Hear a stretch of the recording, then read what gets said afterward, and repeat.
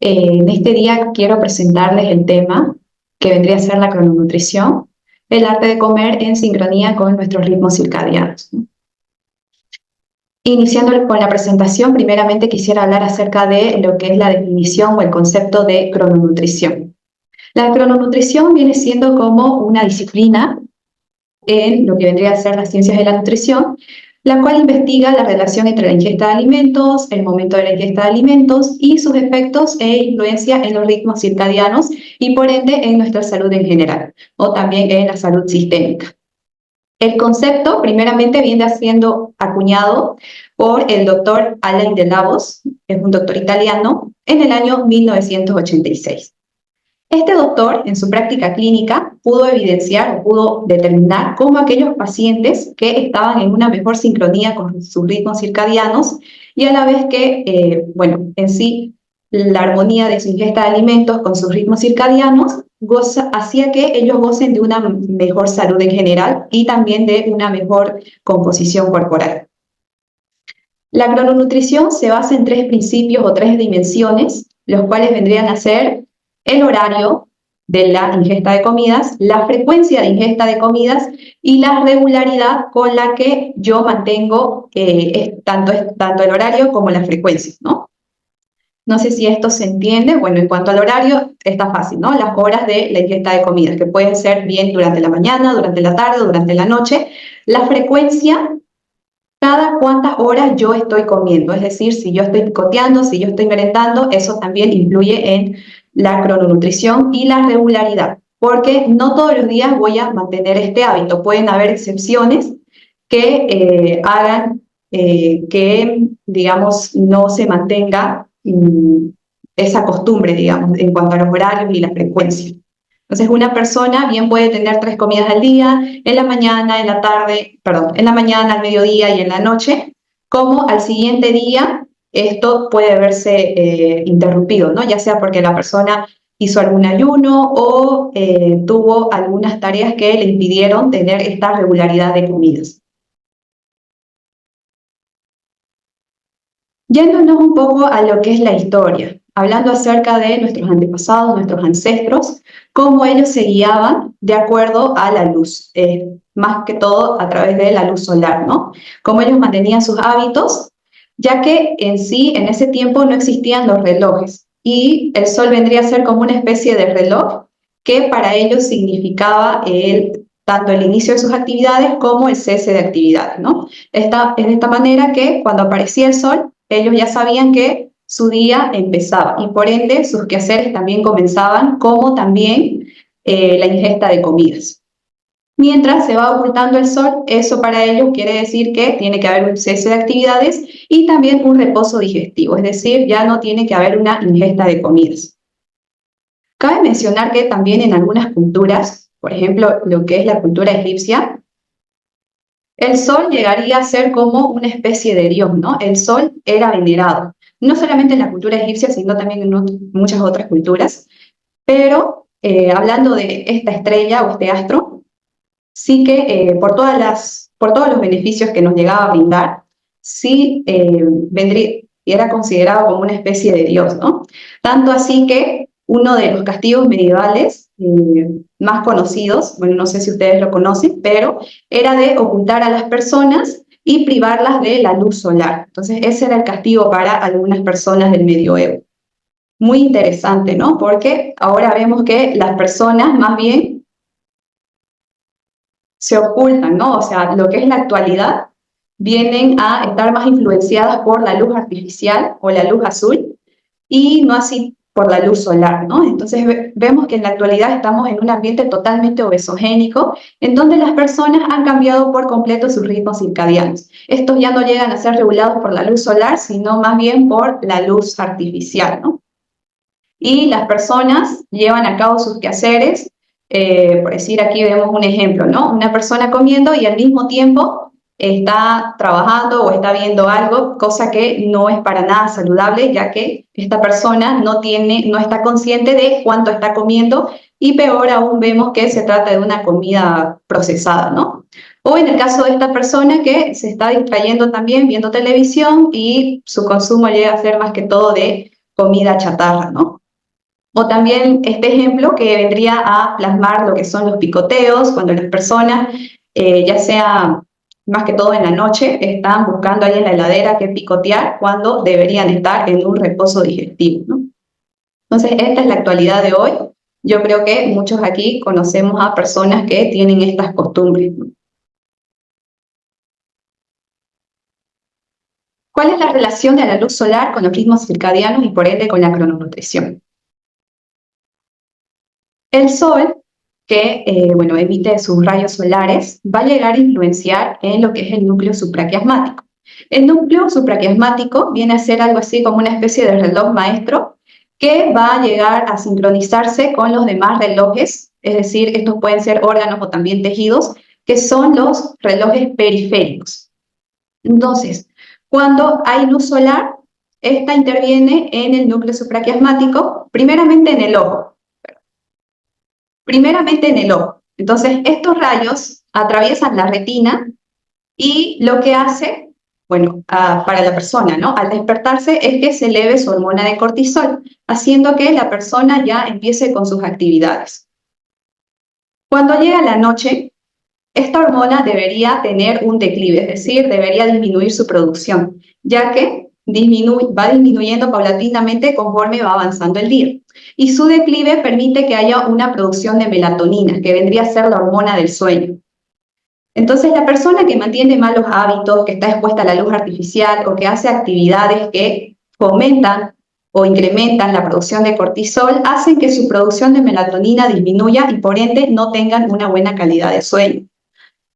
Por ejemplo, aquí, este reloj que es el núcleo supraquiasmático, ¿no? El reloj maestro que les mencionaba, se llega a relacionar con estos, por ejemplo, el hígado, el cual almacena glucógeno en forma de energía, el tejido adiposo que segrega la hormona leptina, la cual es la hormona de la saciedad, los músculos que también llegan a utilizar en forma de energía lo que es el glucógeno, igual algunos ácidos grasos, la microbiota intestinal o, bueno, el intestino en este caso, que también está influenciada por los ritmos circadianos, por este reloj maestro, las glándulas suprarrenales, que son las encargadas precisamente de producir cortisol, cuando las hormonas, perdón, cuando la persona está totalmente desincronizada con sus ritmos circadianos, el cortisol muchas veces está muy elevado, ¿no? Lo que hace que la persona entre incluso en un síndrome de fatiga adrenal, se podría decir.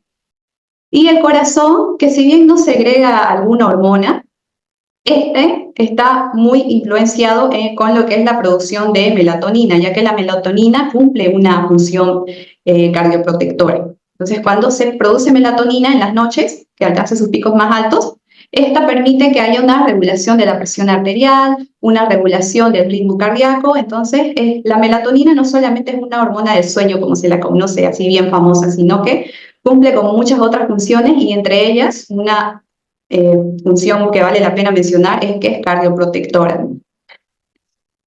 Y aquí lo que les decía acerca de las luces. Luz y oscuridad van a llegar a intervenir en nuestro reloj maestro que está en el núcleo supraquiasmático y este a su vez se va a relacionar con los demás relojes que vendrían a ser los relojes periféricos, lo que da lugar al sueño, al hambre y a la regulación de la temperatura corporal. Los factores que llegan a interferir también en esto, en la sincronización, vendrían a ser la composición de los macronutrientes. Los macronutrientes son aquellos proteínas, grasas, carbohidratos, que no importa solamente la cantidad, sino también la calidad de qué se compone, por ejemplo, el carbohidrato, si se trata de un carbohidrato simple o un carbohidrato complejo, si se trata de una grasa, si tiene los ácidos grasos esenciales, lo mismo con la proteína, si tiene los aminoácidos esenciales. El tiempo de la comida, si yo estoy consumiendo mi comida durante la mañana, durante la tarde, durante la noche, la actividad física, que muchas personas ignoran este factor ya que creen que realizar actividad física a cualquier hora del día tiene el mismo beneficio. Sin embargo, no sucede de esa manera, ¿no? Lo mejor es realizar actividad física durante el día, no así durante la noche, porque este factor que estoy mencionando o este hábito que estoy mencionando también llega a interferir en la producción de cortisol, se eleva la producción de cortisol y interrumpe nuestro sueño, ¿no? Si lo realizamos en la noche. La exposición a la luz, que bien puede ser a la luz solar o a la luz artificial. Y bueno, toda esta desincronización de estos, bueno, los factores que intervienen y los relojes, tanto el maestro como los periféricos, si están desincronizados, van a llegar a ocasionar diversas enfermedades, principalmente enfermedades metabólicas, ¿no? Como la obesidad, la diabetes tipo 2, la hipertensión, la esteatosis hepática, que es muy frecuente en las consultas, ¿no? Y, bueno, eso. También otra afección que vale la pena mencionar, tal vez no está aquí, pero llega casi a ser el 90% de las consultas la resistencia a la insulina, como, que es como una especie de prediabetes, ¿no? En donde el páncreas ya está sobrecargado de tanto trabajo.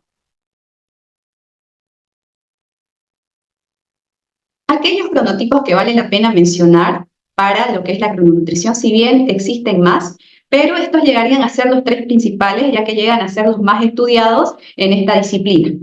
Tenemos el cronotipo matutino, el cronotipo vespertino y el cronotipo intermedio. El cronotipo matutino, para que vayan viendo con cuál se identifican más, ¿no? El cronotipo matutino, aquellas personas que alcanzan sus picos de energía, sus picos más altos de energía durante el día, especialmente durante la mañana. Y esta va disminuyendo hasta llegar a la noche, que es como tendría que ser, ¿no? Porque somos seres diurnos que debemos estar en sí sincronizados con la luz solar. El vespertino, que llega a ser todo lo contrario, aquellas personas que tienen sus niveles de energía más bajos durante la mañana y esta va aumentando paulatinamente hasta llegar a la noche. Este cronotipo es el que más se ha llegado a asociar con las disfunciones de lo que es el ritmo circadiano. Y el cronotipo intermedio, que básicamente es como un promedio del matutino y el vespertino. Personas que pueden mantener sus niveles de energía estables durante los tres principales tiempos del día, ¿no? Mañana, tarde y noche.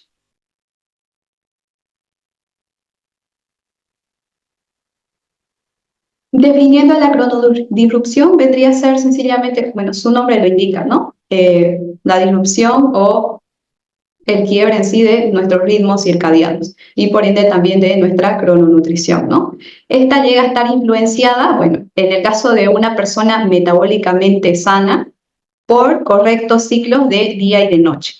También interviene de alguna manera lo que vendría a ser la nutrigenética, nutrigenómica, todo lo que es el factor epigenético, es decir, si bien yo genéticamente puedo estar predispuesto a algo, alguna enfermedad, alguna afección, depende de mis hábitos que esos genes, por así decirlo, se lleguen a despertar, ¿no? La eubiosis llega a ser lo contrario de la disbiosis intestinal. Es decir, la eubiosis se puede definir como el equilibrio de la microbiota intestinal, en donde las bacterias beneficiosas están predominando por encima de las bacterias patógenas. Y una correcta crononutrición que está, bueno, o sea, se llega a componer de las tres dimensiones que les decía en un inicio, ¿no? El tiempo, la frecuencia y la regularidad. Y ya en el caso de una persona que está metabólicamente enferma, ¿cuáles son los hábitos que mayormente esta sostiene? Son los ritmos de sueño totalmente desbalanceados, ¿no? Aquella persona que ha cambiado por completo su estilo de vida y ha volcado, por así decirlo, ya no es un ser diurno, sino más bien un ser nocturno, que no debería ser de esa manera. Yo creo que algunos aquí conocen aquellas personas que trabajan durante la noche y duermen durante el día. Entonces ellos ya están, se podría decir, con un gran factor ahí para la predisposición de enfermedades metabólicas, ¿no? La alteración de los genes, porque este factor también puede llegar a alterar a nuestros genes, ¿no? La disbiosis intestinal, que vendría a ser el desequilibrio de la microbiota intestinal, es decir, de las bacterias intestinales, y una mala alimentación. Entonces, todos estos factores llegan a intervenir en la crononutrición, ya sea que sean buenos, va a haber una crononutrición, pero si son malos, va a haber una cronodisrupción, ¿no? Y otros factores igual que no he mencionado, pero están aquí en esta imagen, por ejemplo, los jet lag, que vendrían a ser esos viajes que una persona tiene en donde hay un cambio de horario. Es decir, yo que estoy aquí en Bolivia es de día y me voy a un lugar en donde, o sea, al otro lado del mundo, en donde es de noche. Entonces ahí ya estoy como que también desbalanceando, por así decirlo, mi ritmo circadiano, ¿no? Y bueno, para mencionar algunos estudios acerca de la crononutrición, este estudio es bien interesante, ya que se buscó asociar lo que es la ingesta de la cena tardía con la cena temprana. Se dividió a niños en etapa escolar y lo que se hizo fue clasificarlos en aquellos que tenían su cena más tarde y otros que tenían su cena más temprana. Entonces, aquellos niños que tenían su cena más temprana gozaban de menos grasa corporal, una menor circunferencia de cintura y a la vez de que no tenían elevados los marcadores de inflamación, como lo que es la interleucina 6 y la PCR, que son marcadores de inflamación.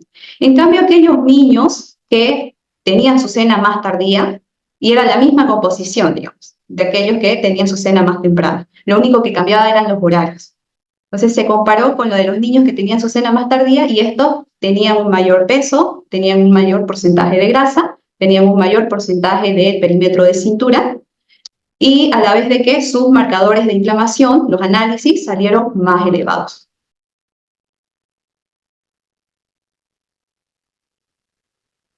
Este otro estudio que tiene que ver con los cronotipos bueno, se puso en estudio a mujeres con síndrome de ovario poliquístico.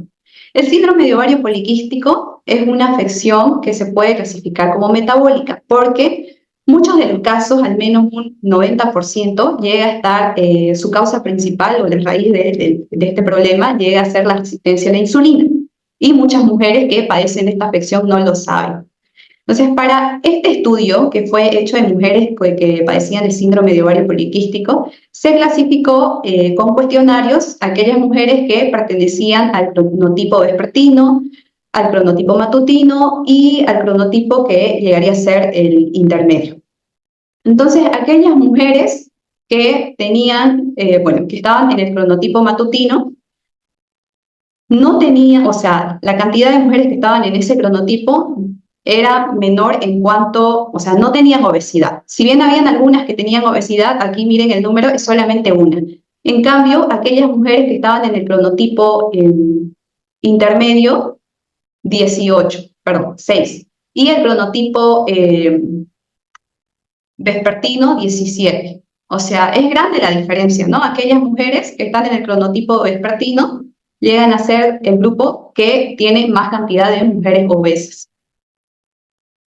Bueno, en cuanto a obesidad 1, ¿no? Porque también las clasificaron en obesidad 2, aquellas que tenían, y el cronotipo matutino, es decir, el de la mañana, solamente 4, y las del cronotipo vespertino, 24. Entonces es grande la diferencia.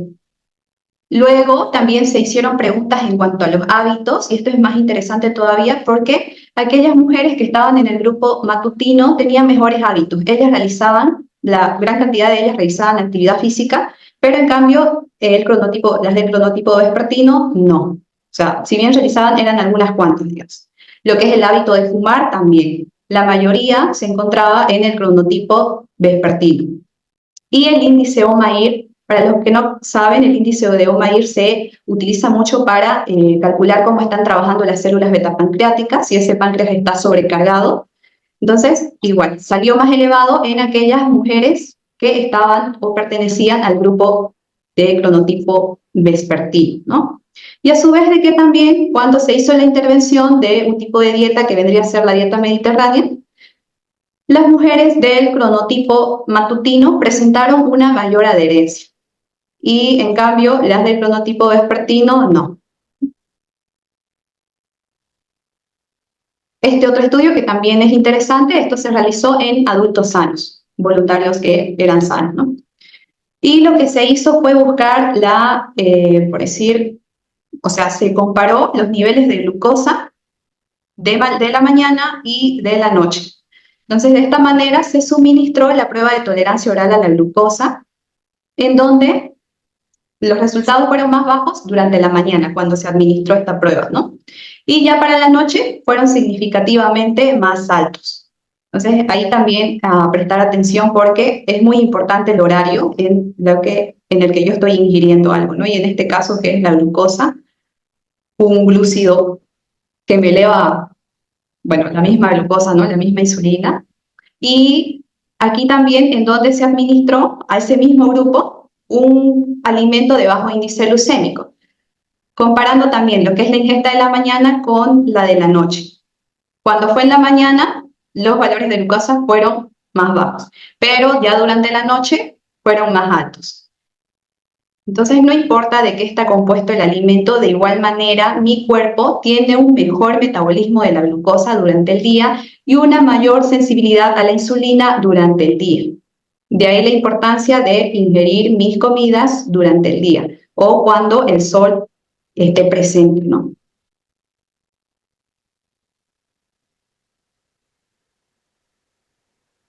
Hablando de aquellas estrategias para llegar a optimizar los ritmos circadianos y a la vez la crononutrición. Primeramente tenemos lo que es la base, que vendría a ser la exposición solar.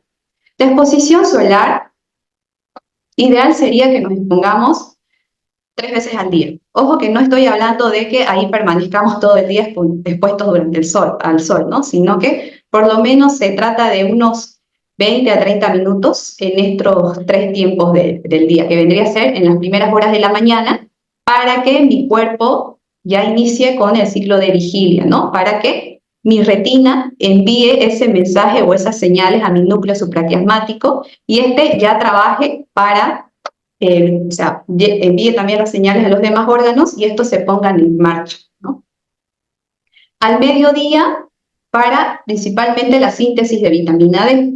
La vitamina D es una hormona, perdón, bueno, es una hormona, ¿no? Es lo que iba a decir. Si bien está bautizada como una vitamina, algo que le estoy recalcando a los pacientes es que por la forma en que se sintetiza y por todas las funciones que cumple nuestro organismo, ya se puede llegar a catalogar como una hormona, la hormona D.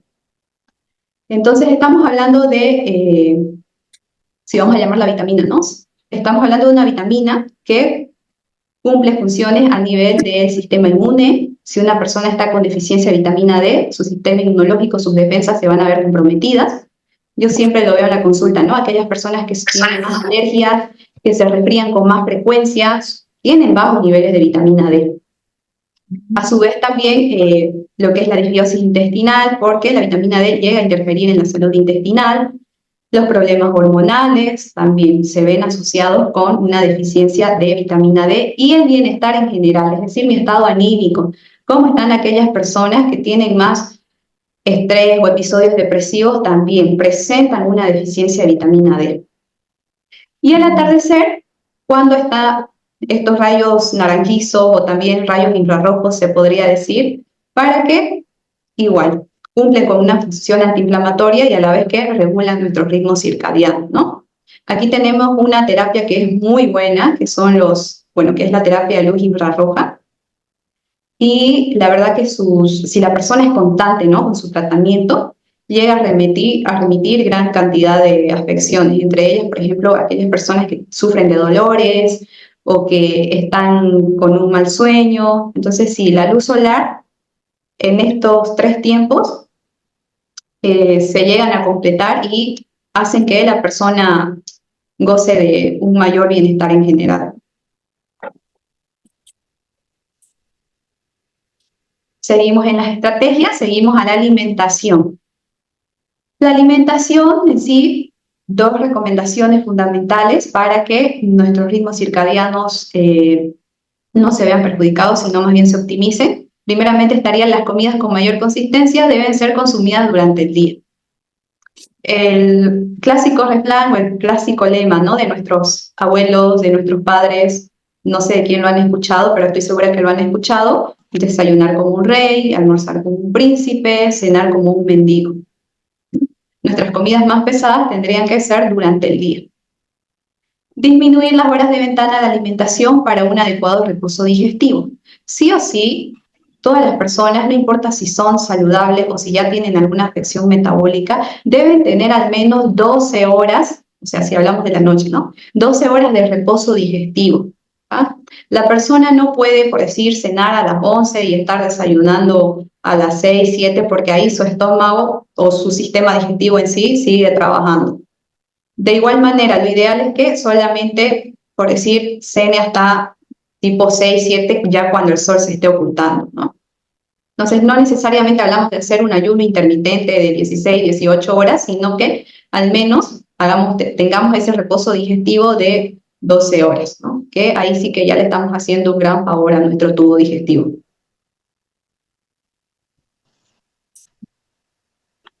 Seguimos hablando de estrategias que tienen que ver con los hábitos. En este caso tenemos primeramente la actividad física, que hay que saber en qué horario realizarla, ¿no? Lo mejor sería durante la mañana, porque ahí es donde nuestro cortisol está más elevado.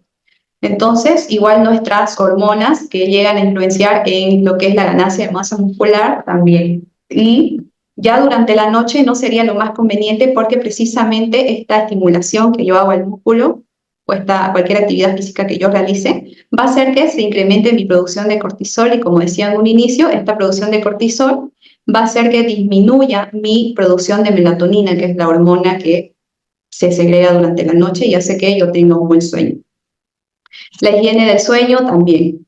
Hay personas que tienen el hábito de tomarse duchas y principalmente frías, sin embargo ahí están teniendo un mal hábito ya que precisamente estas duchas activan a nuestro sistema nervioso y bueno, al hacer eso va a hacer que bien presente problemas para conciliar el sueño o mi sueño sea interrumpido, ¿no? A su vez de que tratar de que nuestro cuarto en donde dormimos sea solamente para esa actividad, digamos, para dormir, porque si yo lo estoy utilizando para trabajar, o sea, si me llevo la laptop a la cama o si estoy viendo una película desde mi cama, ahí ya mi organismo no sabe interpretar o no sabe diferenciar para qué es ese lugar, ¿no? Por lo tanto, igual no se puede llegar a gozar de un buen sueño.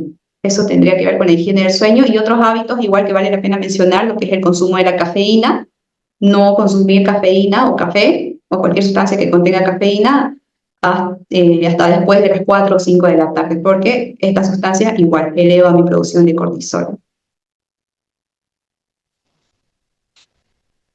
Y ya estas otras estrategias que vienen a ser de tipo complementarias, lo que yo mencioné antes, lo que yo acabo de mencionar, viene a ser como la base, ¿no? Sí o sí yo tengo que cumplir con eso, con mi actividad física, higiene del sueño, alimentación, exposición al sol, pero estas estrategias llegan a ser complementarias, ¿no? La terapia de luz infrarroja, que es muy buena para regular nuestros ritmos circadianos, los lentes que digamos, si soy una persona, esta tal vez se pueda también considerar una estrategia así fundamental o casi al nivel de los que he acabado de mencionar, porque si, al menos en la actualidad, yo creo que muchos de nosotros pasamos o estamos muy expuestos a lo que es la luz de las pantallas, principalmente de la computadora o del teléfono. Entonces estos lentes tienen la capacidad de bloquear esos rayos o esa luz que llegaría a ser la luz azul, ¿no? Que es la más dañina, que es la que llega a intervenir en nuestra producción de melatonina y por ende tiene una influencia muy negativa en nuestro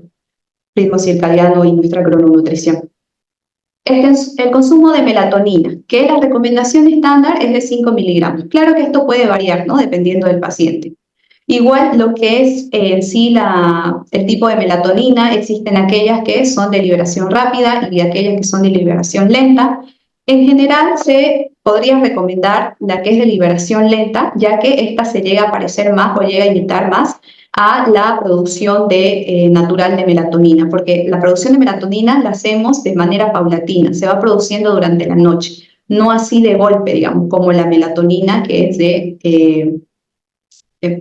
la que es de producción rápida, o sea, la que viene en cápsula, ¿no? Eso sí, para aquellas personas que tengan problemas en la conciliación del sueño, la que es rápida sí puede ser beneficiosa. Pero para aquellos que tienen problemas más relacionados a lo que es sueños interrumpidos o que se despiertan durante la noche, sí o sí, la que es de producción lenta.